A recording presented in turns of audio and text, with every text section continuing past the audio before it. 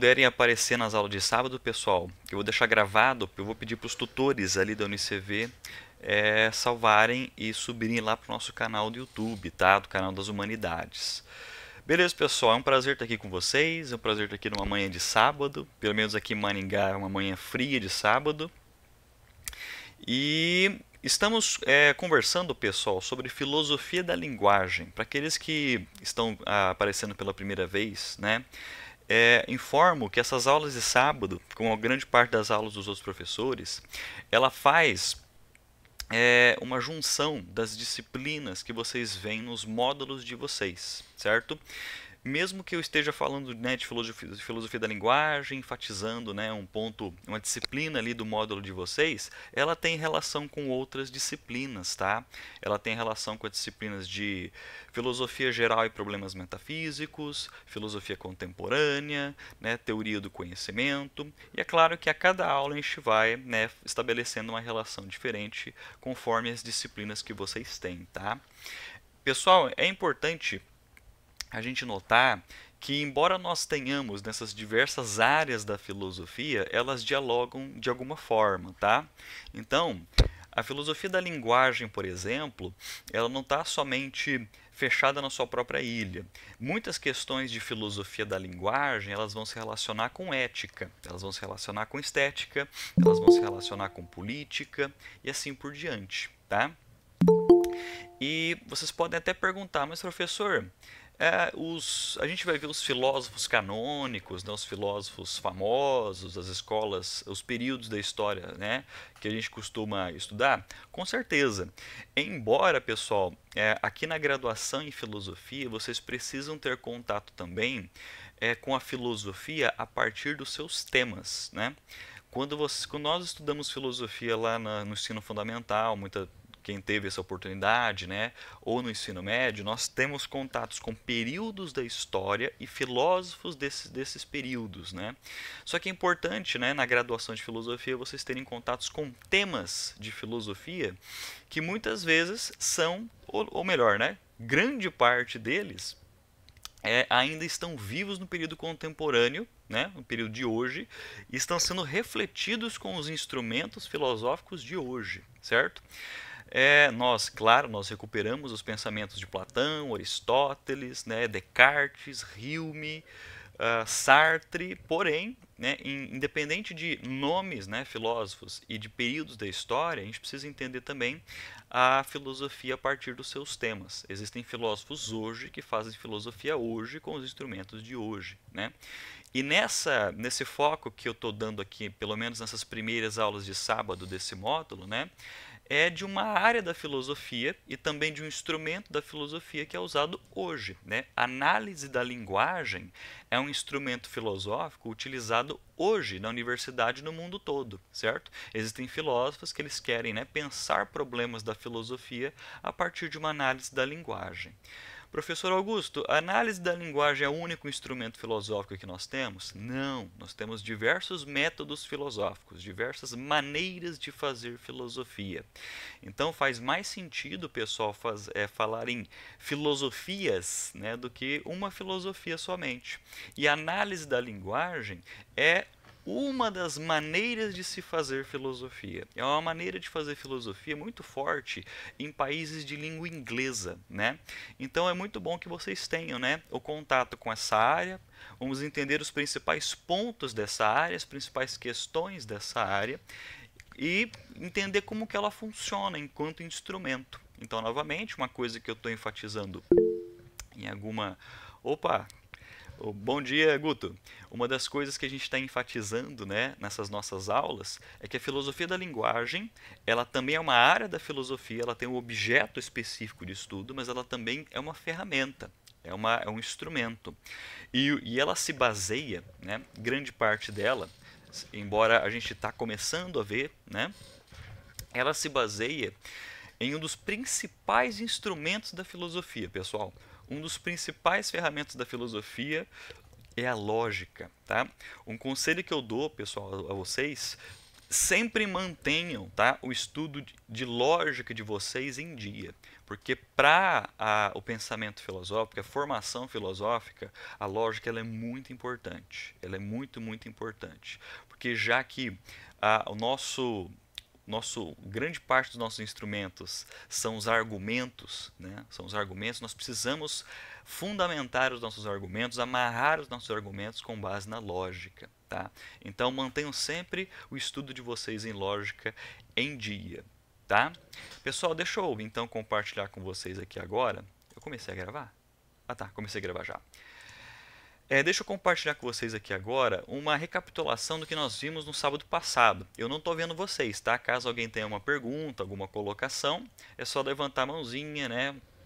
Ou até mesmo ligar o microfone para a gente tirar as dúvidas necessárias. Então está nesses primeiros momentos, pessoal, analisando a filosofia da linguagem na própria história da filosofia. Como que os filósofos do período antigo, medieval, moderno e contemporâneo eles estavam, né, pensando a respeito da linguagem, certo? E, em grande parte da história da filosofia, seja lá na antiguidade, seja agora, ela se relaciona com questões metafísicas e epistemológicas. Para aqueles alunos que estão fazendo a disciplina de filosofia geral e problemas metafísicos, o que é metafísica? Metafísica é uma área da filosofia, certo? Que ela lida com os aspectos mais gerais e mais abstratos da realidade. Tá? Ela lida com os aspectos mais gerais e mais abstratos da realidade. E isso é diferente de áreas como a química, como a física, como a biologia, porque essas áreas elas têm objetos bastante específicos e particulares, né? A química tem o seu objeto de estudo particular, a física tem o seu objeto de estudo particular e a biologia tem o seu objeto de estudo particular, certo? Tudo que gira em torno dessas áreas. A metafísica, ela lida com algo que é muito mais geral, muito mais abstrato, certo? Então, por exemplo, vou dar um exemplo que pode parecer bastante bobinho. Por exemplo, eu olho para vocês aqui, né? Eu vejo a Eusa, a Antônia, a Gabriela, e eu posso apontar para cada uma e dizer, olha, a Eusa é um organismo vivo, ela tem a característica de ter vida.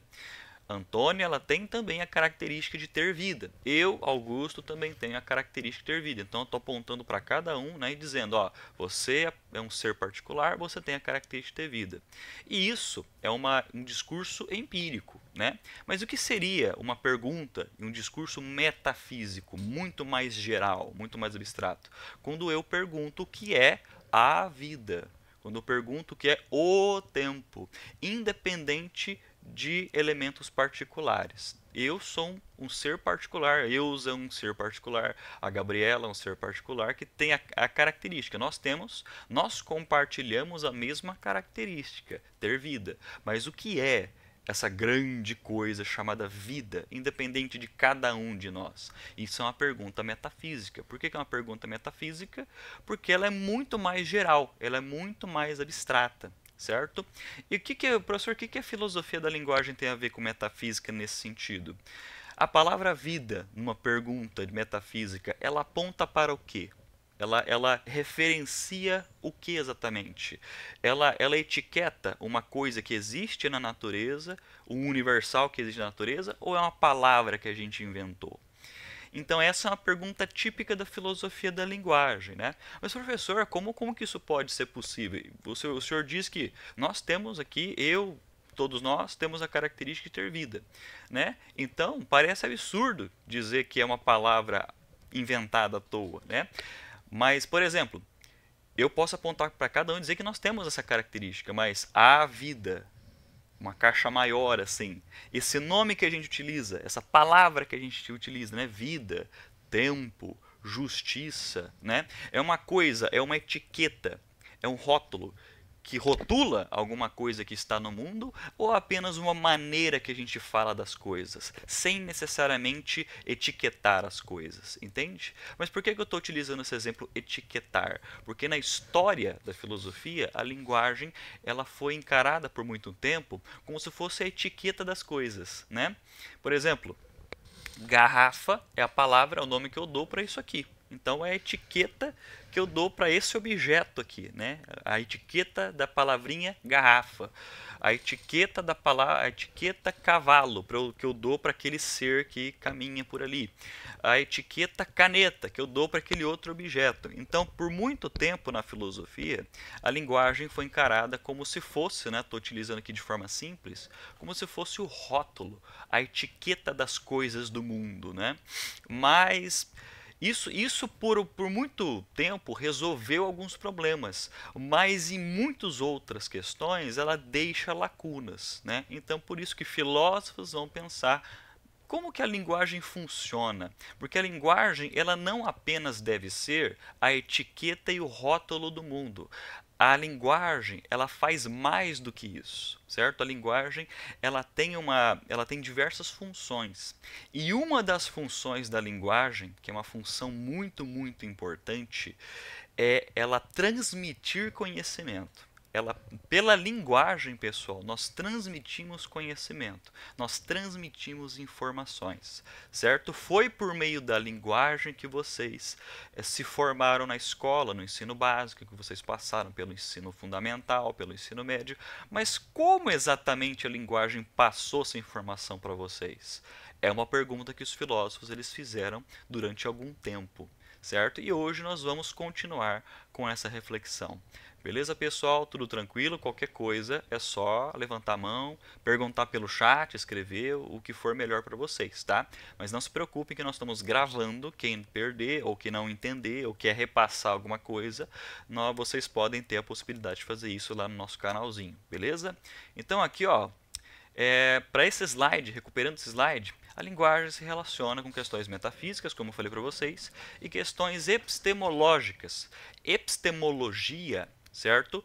É a famosa teoria do conhecimento, né? Ó, epistemologia, logia, discurso acerca da episteme, que é conhecimento, discurso acerca do conhecimento. E a linguagem, o que a linguagem tem a ver com isso? Como que a linguagem pode fazer esse discurso acerca do conhecimento? Como que a linguagem ela transmite conhecimento? Nesse exato momento eu estou falando com vocês, eu estou utilizando linguagem. Como que essa linguagem está passando informações a vocês? Como que a linguagem está passando conhecimento a vocês? O que ela deve ter? Quais são os critérios que ela deve ter para vocês entenderem o que eu estou falando, para eu poder transmitir informações que eu estou dizendo? Então, na filosofia da linguagem, os filósofos eles vão se debruçar também sobre essa questão, que parece uma questão muito óbvia. Uma coisa muito comum na filosofia, pessoal, parece que filósofos eles lidam com questões que de primeira mão parece muito óbvio, parece muito simples. Só que você for na profundidade, ele é muito complexo, né? Tem uma fala de um filósofo britânico, de um filósofo inglês, chamado Bertrand Russell. Ele fala, tem uma frase famosa que é: a filosofia ela tem essa característica de pegar o que é mais simples na nossa vida e mostrar o quão complexo é.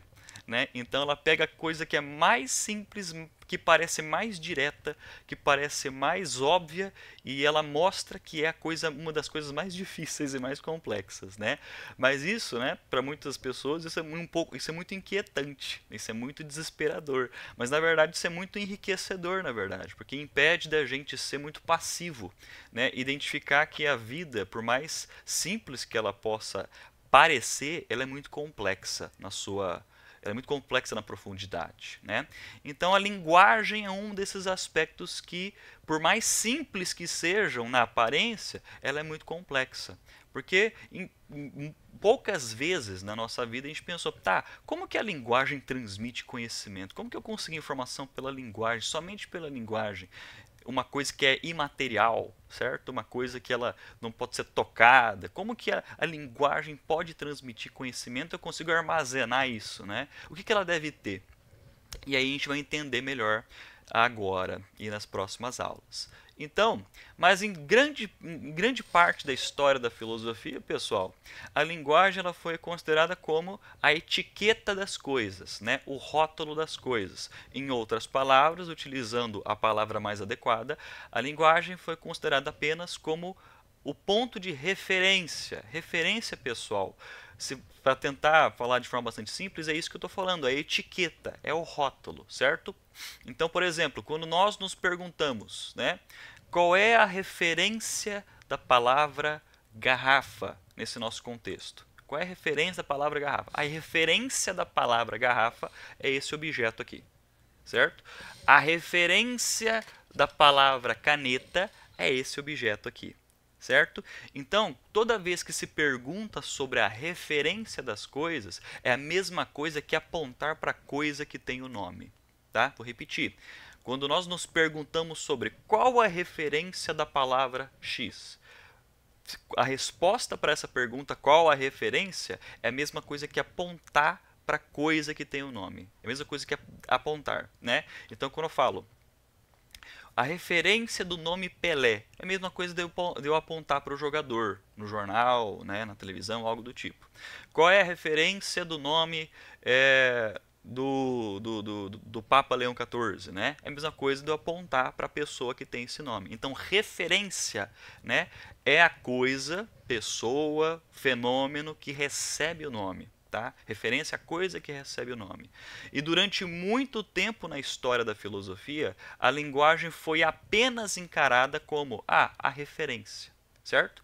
Então, vou colocar aqui no chat para vocês anotarem. Eu preciso de uma lousa virtual. Por mais que estejamos no EAD, né, eu acho muito importante utilizar lousa, que fica muito mais fácil, muito mais dinâmico assim.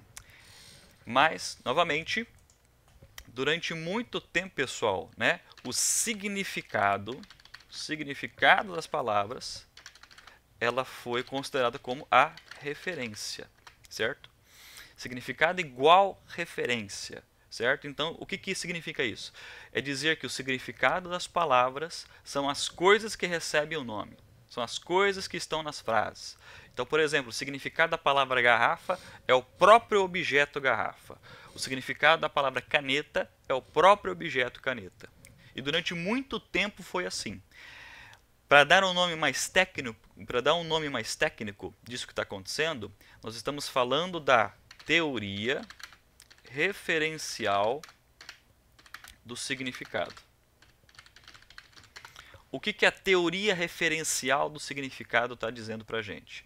Que o nome das coisas são as próprias coisas, certo? Mas, professor, os filósofos eles vão diferenciar o nome das coisas das próprias coisas? Existem filósofos que vão fazer essa diferença, porque a linguagem, a maneira que nós falamos a respeito das coisas, ela tem mais características do que as próprias coisas. Certo? A linguagem ela tem características a mais, certo? E muitos filósofos vão se debruçar sobre isso. E na aula passada eu já antecipei uma coisa que a linguagem tem, certo? Que a teoria referencial do significado não capturou, né? Não compreendeu.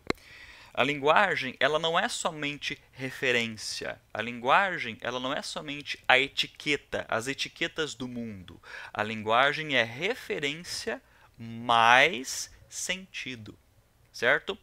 Então, a linguagem, um filósofo alemão chamado Frege, né, ele vai falar que linguagem não é apenas a etiqueta do mundo. A linguagem, ela é referência e sentido. Certo? A referência e sentido. Vou colocar aqui para vocês também anotarem, ou caso precisem visualizar. Referência mais sentido. Professor, me dá um exemplo disso, certo? Por exemplo, o meu nome aqui que vocês estão vendo é Augusto César Ferreira. Tá? Esse nome que vocês estão vendo, vamos colocar assim, é a minha etiqueta, é o meu rótulo. Né? Então, a referência do nome Augusto César Ferreira, a referência sou eu, esse cara aqui ó, que vocês estão vendo. Certo? Então, quando alguém pergunta qual é a referência do nome Augusto César Ferreira, aqui nesse nosso contexto, vocês apontam para mim, certo? Vocês apontam para mim. Eu sou a referência desse nome. Só que, por exemplo, eu sou filho da Leila e do Carlos. Sou filho da Leila e do Carlos. Eu sou o professor de filosofia da UniCV. Certo? Eu sou irmão do Gustavo. Então são maneiras diferentes de falar de mim. Filho do Carlos e Leila, professor de filosofia da UniCV, certo?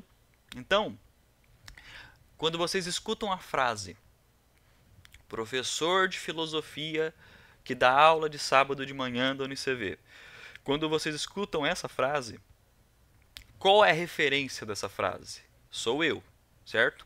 Quando vocês escutam Augusto César Ferreira, qual é a referência desse nome? Sou eu. Professor, nós temos uma frase e um nome apontando para a mesma coisa, que é você, certo?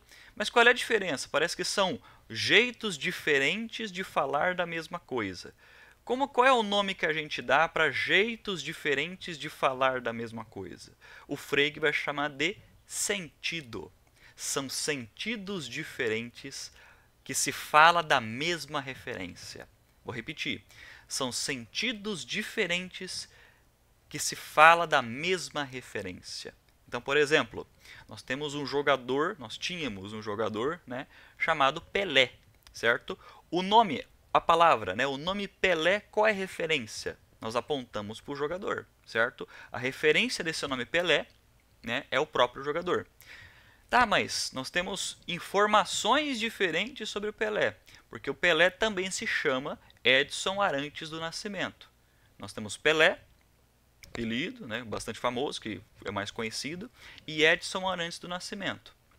Tanto o nome Edson Arantes do Nascimento quanto o nome Pelé apontam para a mesma referência, apontam para a mesma pessoa nesse caso, certo? Qual é o nome que a gente dá, que Frege dá nesse processo? São sentidos diferentes que apontam para a mesma referência, certo?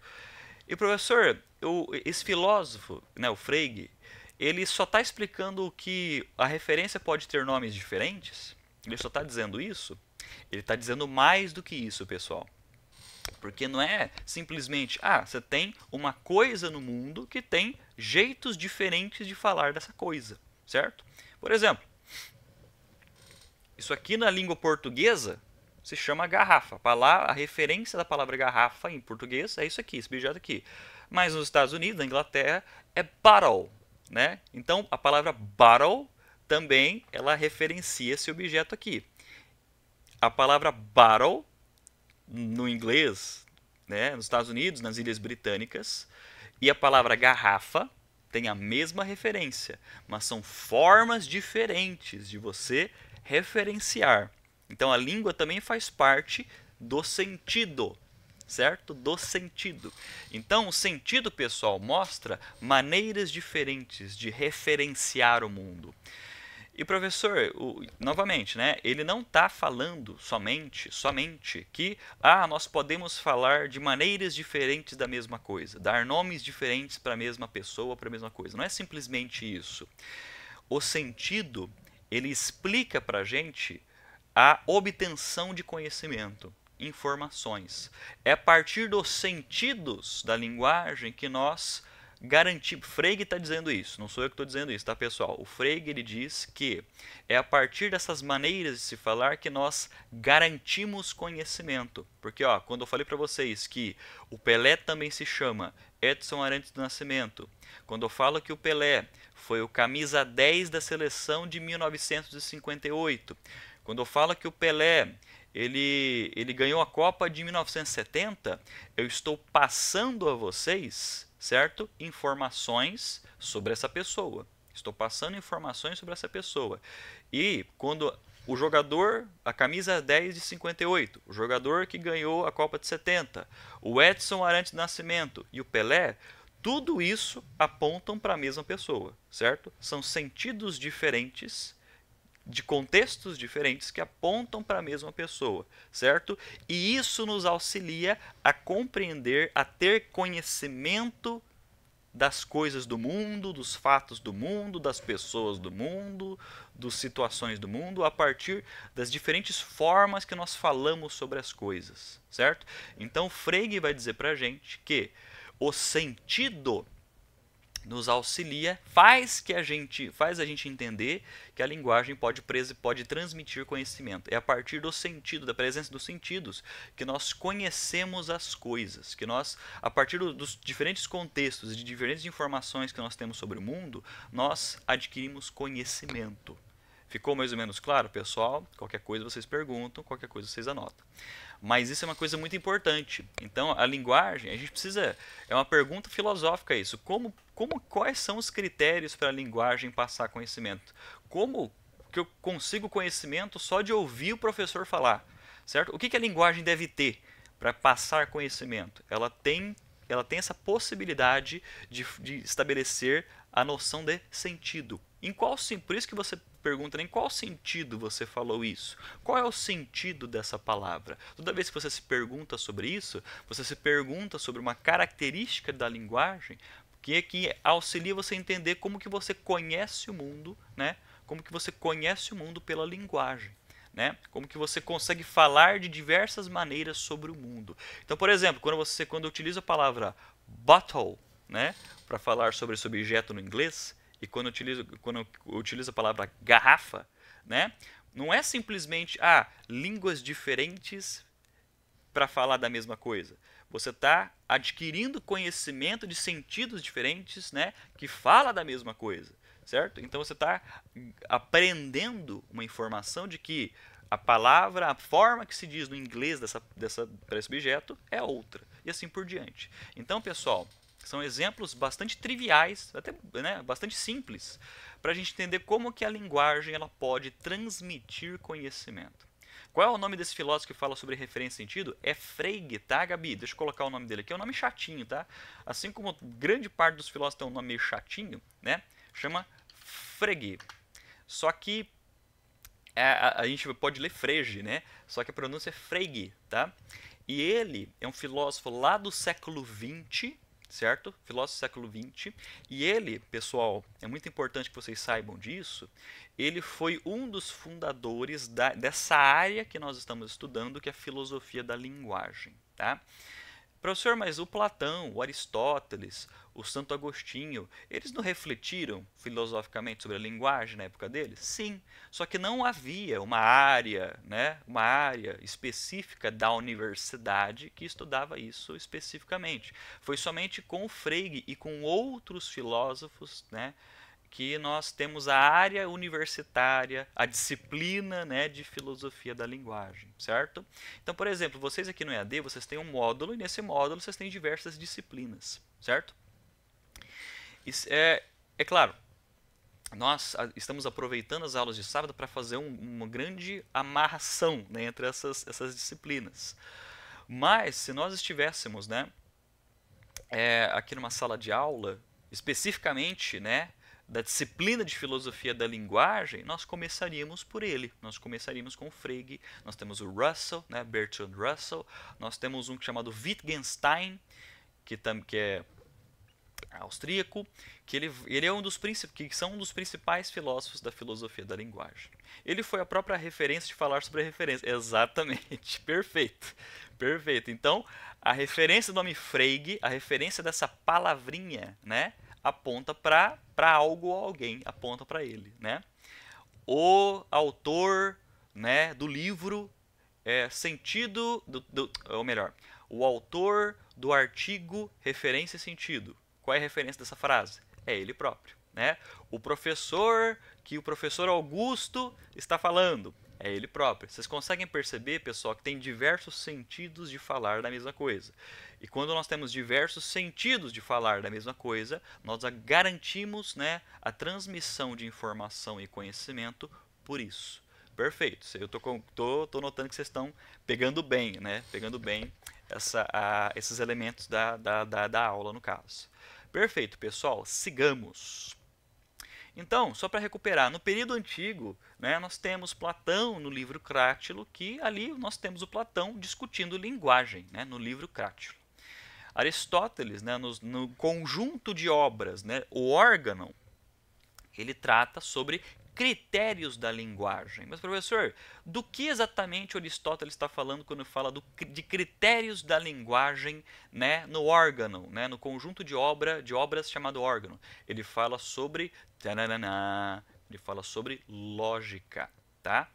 E o Frege, pessoal, e o Bertrand Russell, né, que são filósofos que vão refletir sobre a linguagem, se a gente perguntasse para ele, senhor Frege, Senhor Russell, para vocês, qual é um instrumento fundamental da linguagem? Qual é um instrumento que não dá para jogar fora que está na linguagem? Eles vão falar a lógica, tá? A lógica.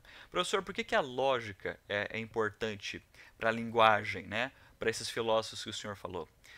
Porque a lógica, pessoal, ela mostra os critérios e as regras de um funcionamento adequado da linguagem, e sem um funcionamento adequado da linguagem, eu não consigo transmitir conhecimento a vocês. Eu não consigo transmitir informações a vocês. Porque se a linguagem fosse aleatória, se a linguagem fosse gratuita, certo? Não haveria possibilidade de transmitir conhecimento pela linguagem. Certo? Então, uma coisa muito importante a gente entender quais são esses critérios, certo? E, professor, mas a filosofia da linguagem, a única preocupação que ela tem é com esses critérios, né? Não somente, mas isso é uma coisa que a gente vai ver só depois, tá? Quando os filósofos estão preocupados com as regras e critérios para que a linguagem transmita conhecimento adequadamente, eles estão preocupados com uma linguagem ideal. Qual é a linguagem ideal para se transmitir conhecimento, certo? Então existe uma sub-área. Se a filosofia da linguagem é uma área da filosofia, certo? A sub-área, né? Uma das áreas da própria filosofia da linguagem é chamada filosofia da linguagem ideal, certo? Que se preocupa com a linguagem ideal de se, por exemplo, preservar informação e conhecimento. Tá, mas quais são as outras pequenas áreas da filosofia da linguagem, professor? Nós temos a filosofia da linguagem ordinária, filosofia da linguagem comum, certo? Filosofia da linguagem ordinária e filosofia da linguagem comum, né? Porque quando você está preocupado, né? Quando você está preocupado com a linguagem ideal, por exemplo, né, para a linguagem transmitir conhecimento, você está preocupado com o tipo de linguagem que a ciência utiliza. Então, a ciência ela precisa de uma linguagem adequada, de uma linguagem, né, que funcione para ela poder transmitir e preservar conhecimento. Quando um cientista ele estabelece uma teoria, ele não pode utilizar qualquer linguagem. Ele não pode como posso dizer, tomar a liberdade de inventar qualquer coisa linguisticamente. Ele precisa, certo, de critérios dele preservar a verdade ou ter a pretensão de preservar o funcionamento de sua teoria. Então, uma teoria científica, ela precisa utilizar uma linguagem adequada, certo? Ideal. Então, para transmitir conhecimento, precisa de uma linguagem adequada, ideal, certo? Agora, na linguagem comum, na maneira que a gente utiliza a linguagem no senso comum, no cotidiano, no dia a dia, não tem necessariamente não tem essa necessidade de preservar, né, conhecimento, porque a linguagem ela tem a função de preservar conhecimento, mas não é a única função. Certo? A linguagem ela tem a função de preservar conhecimento, transmitir informações, mas não é a única atividade dela, certo? Você pode utilizar a linguagem de maneira poética. Quando você utiliza a linguagem de maneira poética, não necessariamente que você está utilizando ela para transmitir conhecimento. Você está utilizando ela de maneira artística, certo? Você pode utilizar a linguagem de maneira cômica, né? Quando você faz uma piada, quando você conta uma piada, quando você quer utilizar a linguagem dessa maneira, você não quer transmitir conhecimento, você não quer preservar conhecimento, você quer utilizar ela de uma outra forma, né? Quando você está sendo irônico com alguém, quando você está sendo sarcástico com alguém, você não quer necessariamente transmitir conhecimento, né? Você está utilizando a linguagem de uma outra forma. Quando você usa gíria, certo? Você não está transmitindo conhecimento, você está utilizando ela de uma outra forma.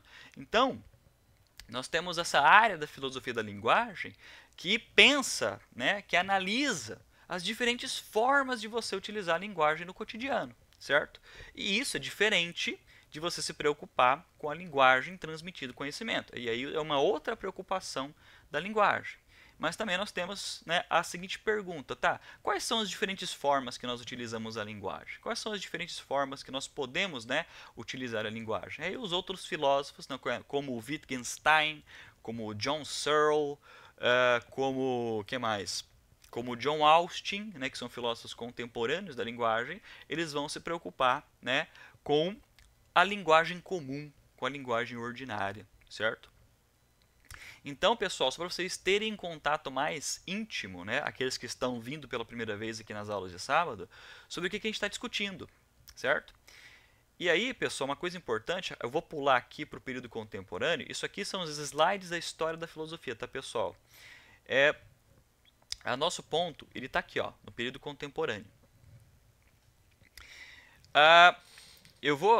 Depois eu comento com vocês sobre esse afastamento metafísico, tá? Isso aqui eu vou explicar para vocês em um outro momento, para não confundir muito a cabeça de vocês nesse momento.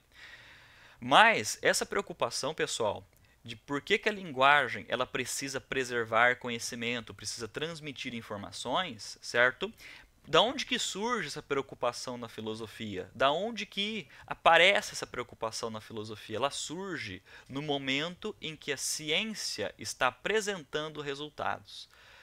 Em qual período exatamente estamos falando da ciência apresentando os primeiros resultados? Estamos falando do século XIX e século XX. Foi no século XIX e no século XX que a ciência moderna ela começou a apresentar os bons resultados dela. Lá no século XVIII e no século XVII, a ciência moderna, a ciência de hoje, ela estava engatinhando, tá? Ela estava engatinhando, ela estava começando. Mas foi lá no século XIX, século XX, né, que a ciência moderna ela amadureceu e apresentou os bons resultados dela, e esses bons resultados eles existem até hoje, certo? Da química, da biologia, da física. E foi nesse período que os filósofos começaram a se perguntar: a ciência, o conhecimento utiliza a linguagem para apresentar esses bons resultados. Quais são os critérios? Quais são as regras da linguagem para que isso aqui funcione, para que apresente bons resultados, certo? E foi nesse período que surge então essa grande área da filosofia, que é a filosofia da linguagem, certo? Então, pessoal, nós temos um movimento na filosofia, um movimento chamado positivismo lógico. E uma das preocupações dos positivistas lógicos é a linguagem.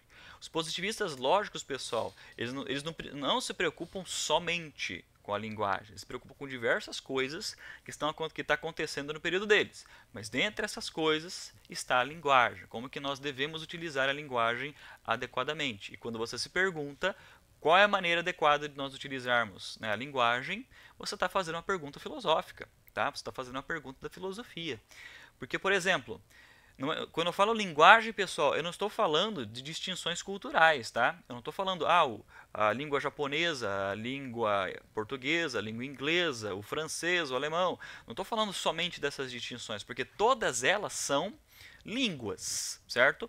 Mas todas elas fazem parte de uma grande caixa, de uma grande gaveta chamada linguagem, certo? E essas línguas, por mais diferentes que elas sejam, elas têm características semelhantes, porque todas elas podem transmitir conhecimento, certo? Porque vamos supor que nesse exato momento, na Alemanha, um professor de filosofia está transmitindo conhecimento em alemão, da mesma forma que eu estou aqui transmitindo conhecimento em português. Então, aqui, tanto lá quanto cá, é a linguagem, de maneira geral, apresentando as mesmas características, apresentando os mesmos critérios, apresentando os mesmos predicados, né? E o filósofo está preocupado com isso, tá? Ele está preocupado como que a linguagem, no sentido mais geral, ela garante o critério de transmitir informação, transmitir conhecimento. Ele não está preocupado com, no Japão, na Alemanha, não está preocupado com relação a isso. Está preocupado no geral. O filósofo sempre está preocupado de maneira muito mais geral. Por isso que isso mostra a diferenciação entre filosofia e outras áreas do conhecimento. A filosofia está sempre preocupada com aquilo que é mais geral, tá? Muito mais geral, muito mais abrangente, certo? Estão acompanhando, pessoal? Tranquilo? Continuando. Então, por exemplo, aqui no século XX, nós temos uma coisa que aconteceu na filosofia que é chamada virada linguística. O que seria virada linguística? A virada linguística, pessoal, é um momento da filosofia, tá? É um momento da filosofia no século XX, tá? Então tudo isso que eu estou falando para vocês, pessoal, é século XX para frente, tá? Não é antiguidade, não é período medieval, é século XX para frente. É bem recente. A virada linguística é um momento da história da filosofia onde os filósofos, alguns filósofos, não todos os filósofos, alguns filósofos, eles elegeram a análise da linguagem como o principal instrumento para você solucionar problemas filosóficos. Certo? Vou repetir.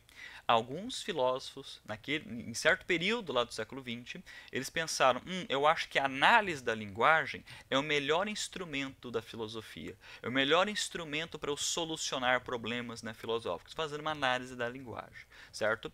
Professor, mas é o único método? Não, certo? É um dos métodos, certo?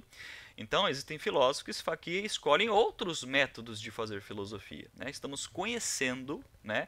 Eu estou dizendo a vocês que existem filósofos de determinada tradição que eles falam que o melhor instrumento para você analisar, fazer filosofia é a análise da linguagem.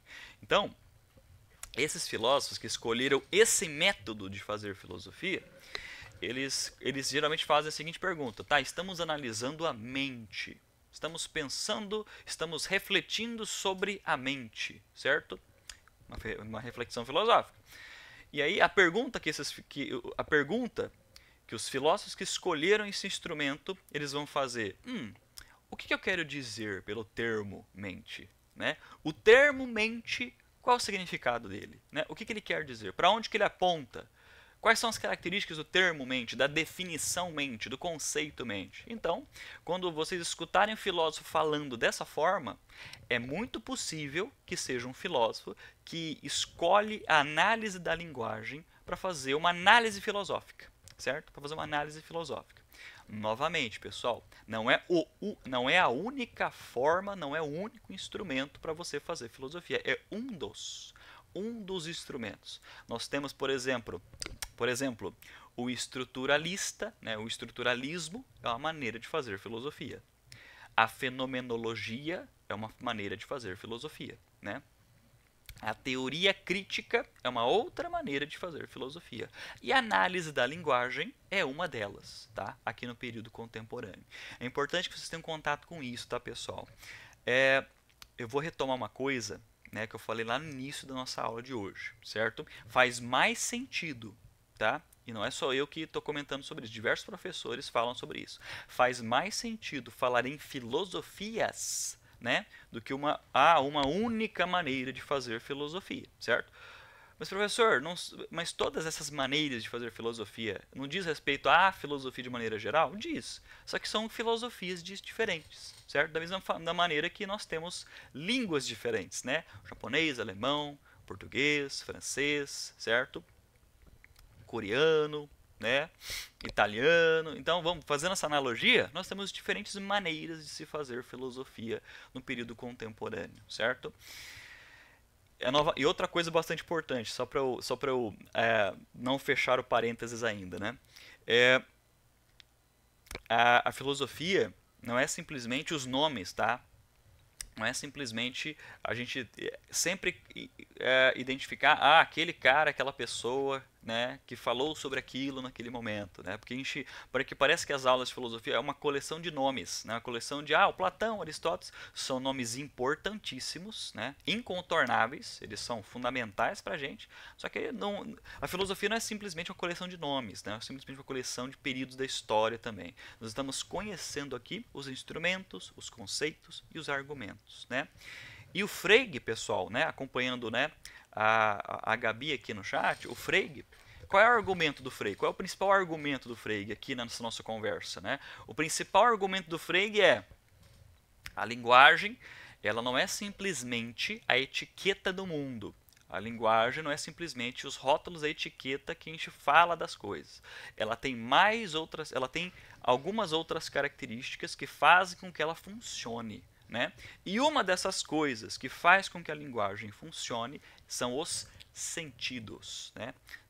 O sentido, a noção de sentido. Então, muitas vezes no nosso cotidiano, né, você perguntou para alguém numa conversa, numa relação bastante comum, né, cotidiana, você fala assim, tá, mas em que sentido você disse isso? Em que sentido você pensa isso, né? Sem saber, a gente meio que se aproximou desse elemento que o Frege está trazendo para a gente, né? E que o Bertrand Russell, que é um filósofo britânico, também vai continuar, certo? Então, retomando, pessoal, quando o filósofo se pergunta sobre, né, a maneira, quais são os critérios, quais são as regras para a linguagem funcionar adequadamente, certo? Quando ele está fazendo essa pergunta, né, essa pergunta ela surge no momento específico, ela surge no momento em que as ciências estão apresentando bons resultados. E a partir dessa pergunta, nós temos o movimento do positivismo lógico, certo? Esse movimento do positivismo lógico, pessoal, ela não influenciou somente a filosofia. Influenciou, por exemplo, abordagens da psicologia. Eu não sei se vocês já ouviram falar, eu não sei se vocês aqui fazem terapia, né, a partir da abordagem que eu vou falar. Nós temos uma abordagem na psicologia chamada behaviorismo, né? Behaviorismo, que é a análise do comportamento. Então, eu não sei se alguns de vocês aqui fazem terapia, né, com análise do comportamento, mas a análise do comportamento, certo? Ela é fruto direto dos positivistas, certo? Então, só para dizer para vocês que esse movimento aqui, ele não é somente da filosofia, ele influenciou diversas outras áreas também, certo? Pessoal, em nenhum momento, tá, eu estou falando que é a mais importante, não, é apenas uma delas, tá? Para a gente entender a filosofia da linguagem, a gente precisa entender um pouco apresentar historicamente também esses movimentos. E influenciou uma das tradições da filosofia que nós estamos estudando, certo? Que é a filosofia analítica. Professor, que diabo é isso, né? O que é filosofia analítica? Filosofia analítica, pessoal, é uma maneira de fazer filosofia, certo? Mas é a maneira de fazer filosofia de países que é muito presente em países de língua inglesa, certo? Então, por exemplo, professor, eu já ouvi falar do Heidegger, do Sartre, né, do Walter Benjamin, do Foucault. Aí eu estou citando filósofos europeus, né? Franceses, alemães, muitas vezes nós temos italianos, nós temos dinamarqueses, certo? A filosofia analítica, pessoal, ela é muito mais presente em países de língua inglesa, Estados Unidos, Inglaterra, tal. Agora, na França, na Alemanha, na Itália, lá na Europa, que eles chamam de filosofia continental, né? Que é a filosofia lá que se faz lá na Europa, é uma outra maneira de fazer filosofia, certo? E a filosofia da linguagem, a análise da linguagem, ela é muito cara, ela é muito querida, né, pelos filósofos dessa tradição chamada filosofia analítica. É ali que eles vão analisar, que eles vão pegar esse instrumento para eles fazerem filosofia, certo? Então, por exemplo, quais são as típicas perguntas filosóficas, né, sobre a vida, o tempo, a mente, né? Aí por onde que eles começam? Eles começam pela linguagem, né? Eles começam pela linguagem. Assim, mente, o termo mente, o que ele quer dizer? Para onde que ele aponta? Ele aponta para alguma coisa do mundo? Ele aponta para uma relação? Ele aponta para uma característica? Ou é um nome que a gente carrega meio que à toa, né? Né? Mas então, a gente vai estar entendendo não somente, né, a filosofia da linguagem enquanto área da filosofia. A gente está entendendo ela também como instrumento de análise. Então, por isso que é importante vocês perceberem isso, certo? E aí, pessoal, uma coisa importante, que é um elemento clássico, né, do Frege. Eu vou terminar a aula de hoje, pessoal, comentando uma coisa que a gente vai continuar lá no sábado, tá? Lá no outro sábado.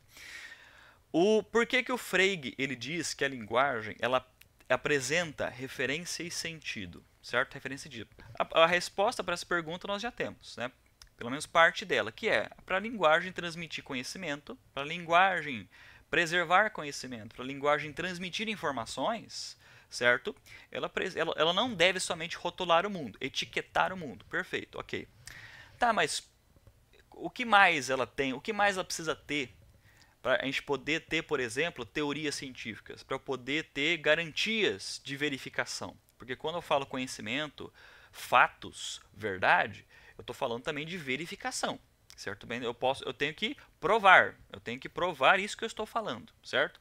Para que isto que eu estou falando seja verdade, para que isto que o cientista está falando seja verdade, é preciso ter provas, é preciso ter garantias de que essas palavras que o cientista está usando, né, mostrem, revelem verdade.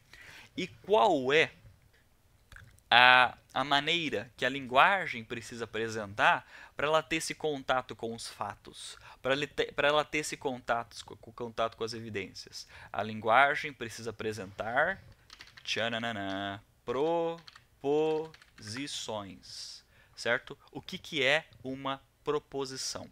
O que é uma proposição? Pessoal, isso aqui é muito importante na filosofia de uma maneira geral, tá? O que é uma proposição? É uma frase declarativa que ela tem o potencial de falar sobre os fatos do mundo. É uma frase declarativa, certo? Que ela tem potencial de falar sobre os fatos do mundo. E quando eu digo fatos do mundo, é quando a linguagem ela quer falar sobre a verdade dos fatos do mundo, certo? Perfeito? Então, por exemplo, vou dar um exemplo bem simples, tá? Vamos supor que nós estamos todos juntos aqui caminhando pela rua e nós estamos vendo uma casa. E essa casa, certo? É verde. Essa casa é verde. Todos aqui podem ver que a casa é verde. Eu falo assim para vocês, pessoal, ai meu Deus, pessoal, a casa é verde. É uma frase, certo? É uma frase. Mas não é simplesmente uma frase, ela é uma proposição, certo? Ela é uma frase declarativa que ela tem o potencial de falar sobre fatos do mundo. E essa frase, ela mostra a verdade, certo? Agora vou utilizar termos técnicos. Essa frase, ela tem valor de verdade. Quando uma frase ela tem valor de verdade, ela é uma proposição, certo? Então, a proposição ela aponta para os fatos do mundo. Ela aponta para os fatos do mundo e preserva a verdade. Ela tem a pretensão de preservar a verdade. Agora vamos supor, estamos caminhando na rua novamente, estamos vendo aquela casa verde, certo? Certo? Todo mundo está vendo, todo mundo consegue perceber, consegue verificar, todo mundo consegue verificar, certo? Que a casa é verde. E eu viro para vocês e falo, a casa não é verde, certo? Essa frase, ela continua sendo uma proposição, só que ela é uma proposição falsa, porque ela não bate com o fato do mundo. É uma frase que eu utilizo, mas ela não bate com o fato do mundo que nós estamos verificando, certo? Que nós estamos verificando. Então, essa frase que eu acabei de falar, certo? Nessa nossa situação hipotética, ela é uma proposição cujo valor de verdade é falso, tá? Proposições são frases que elas têm valor de verdade. O valor de verdade pode ser falso ou verdadeiro, certo? Então, toda proposição ela tem valor de verdade. E esse valor de verdade pode ser tanto verdadeiro quanto falso. Como que a gente pode perceber isso? Quando a proposição ela quer falar sobre os fatos do mundo. Quando nós utilizamos frases que querem falar sobre fatos do mundo, ela pode ser ou verdadeira ou pode ser falsa, certo? Então, por exemplo, vamos supor, você está assistindo televisão. Você tem uma pessoa ali na Ucrânia, né, um repórter ali na Ucrânia, um correspondente ali na Ucrânia. E aí, você está vendo ali, nós podemos verificar que está acontecendo uma guerra lá na Ucrânia. E o correspondente fala assim, não está acontecendo uma guerra na Ucrânia. Então você pode perceber que é uma proposição, nesse exemplo besta, né? É uma proposição de valor de verdade falsa. É uma frase que não confere aos fatos do mundo. Agora, quando ele fala, está acontecendo uma guerra na Ucrânia, por mais redundante que isso seja, né, nessa situação, é uma frase que aponta para um fato do mundo. Então, é uma proposição que tem o valor de verdade verdadeiro, certo? Professor, mas em proposições, em frases, certo? Nós temos somente falso e verdadeiro. Bom, se é uma proposição, nós temos duas possibilidades, ou ela é falsa ou ela é verdadeira, certo? Professor, o senhor falou que nós utilizamos diversas maneiras da linguagem, certo? Perfeito. Existe a possibilidade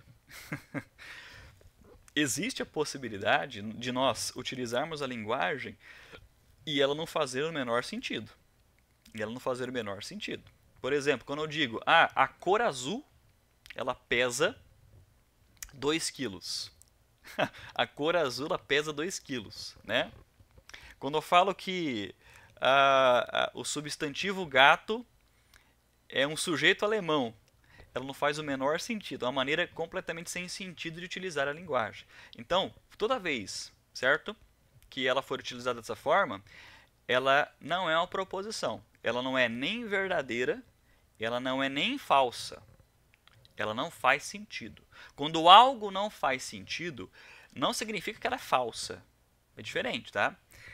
Algo que é falso, ela está dentro de um contexto que ela pode ser avaliada, certo? Agora, algo que não faz sentido, ela não é nem verdadeira e nem é falsa, certo? Existem frases que não são nem verdadeiras e nem são falsas. Elas não fazem sentido, certo? E na filosofia existem diversos momentos que os filósofos vão apresentar ideias bastante polêmicas, né? Eles vão falar assim, isso aí que você está falando não faz o menor sentido. Então, quando vocês escutarem, né, algum filósofo falando dessa forma, significa que isso que ele está apontando não é nem verdadeiro e nem falso, certo? Mas isso a gente vai, com o tempo, entendendo melhor, né, a partir dessas aulas de sábado. E pessoal, tudo isso que eu estou falando para vocês tem relação com as áreas de metafísica, tem relação com a ética, certo? Tem relação com a ética, por exemplo. Quando eu digo, você diz que isso que aconteceu foi correto.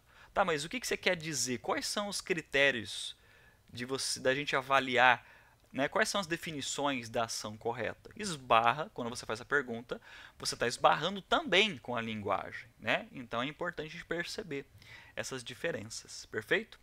Pessoal, essas aulas de sábado elas são curtinhas, tá? Elas têm 50 minutos, né? Elas têm essa possibilidade para que não seja também que eu não possa apresentar muitos detalhes. A gente vai recuperar sempre com o tempo. Gabi, você pode encontrar essas gravações ali no nosso canal no YouTube, tá? Eu vou fazer o seguinte. Eu vou ver se eu tenho o link aqui. Aí eu mando para vocês ali pelo tutor. Aí ele vai mandar o tutor. O tutor eles vão mandar o link, né? E lá nesse link do YouTube, do nosso canal do YouTube, vocês não tem somente as minhas aulas. Você tem as aulas de outros professores das humanidades, tá? Você tem lá as caixinhas, tá? Tem as caixinhas das aulas de outros professores também. E aí você tem filosofia, tem ciências da religião, né? Tem história. E aí vocês podem ter contato com tudo. Mas essas aulas vão estar lá, tá? Para você recuperar as discussões. O melhor dicionário de filosofia?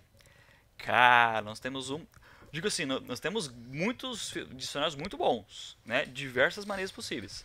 O melhor, não há. Nós temos os melhores, né?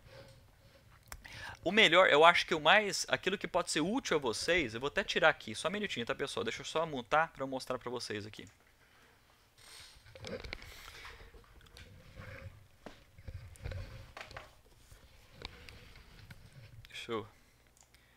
Deixa eu tirar eu nebulei aqui. Deixa eu parar de apresentar aqui melhor.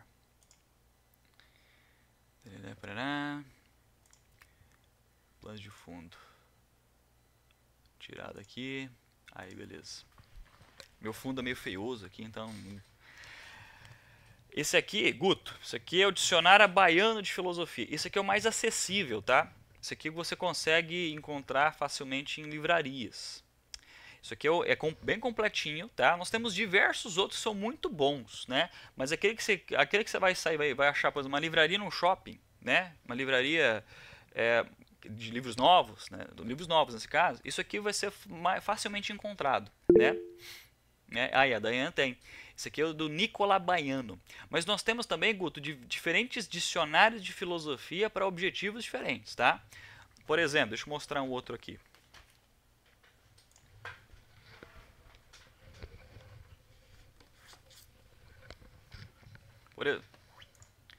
Por exemplo, esse aqui é o dicionário baiano. Ele é o dicionário de conceitos, Ele é o dicionário de movimentos da filosofia. Muitas vezes aparece um nome dos filósofos como verbete, né, desse dicionário. Mas esse aqui, ó, é o dicionário de termos lógicos filosóficos. Então é um dicionário de termos. É um dicionário de termos da lógica e da filosofia, certo? Então nós temos diferentes tipos de dicionário, certo? Mas para responder mais diretamente a sua pergunta, o dicionário mais geral, mais acessível, né, que você consegue encontrar mais facilmente, é esse aqui, certo? Você consegue baixar na internet. Não poderia estar falando isso, mas você consegue. Né? Você consegue achar esse livro aqui também na internet, PDF, assim por diante, certo? E aí, pessoal, novamente, ainda bem que você me perguntou isso. Eu quero fazer um link do Drive com livros, tá? Com livrinhos, dicionários, para vocês terem acesso a essas coisas, que é muito importante vocês terem esses materiais, perfeito? Conhecimento, obras, elas devem ser compartilhadas, tá? Elas devem ser compartilhadas. Perfeito, pessoal? Podemos encerrar por hoje? Tranquilo? Tranquilo? De boa? Nenhuma dúvida? Nenhum comentário?